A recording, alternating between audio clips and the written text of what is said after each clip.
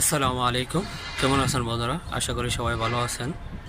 যে যেখান থেকে দেখছেন সবাই ভালো থাকবেন। তো আজকে কথাটি হচ্ছে প্রবাসী ভোটার নিয়ে।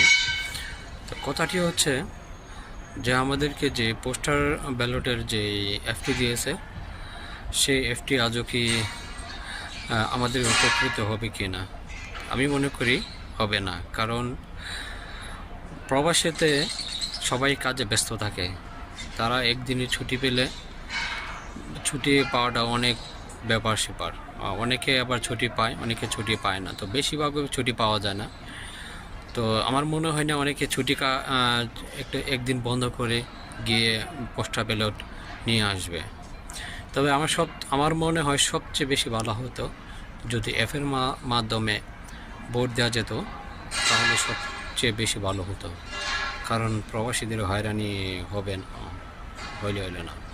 তো যাক, আমার মন্তব্য আমি জানাইলাম।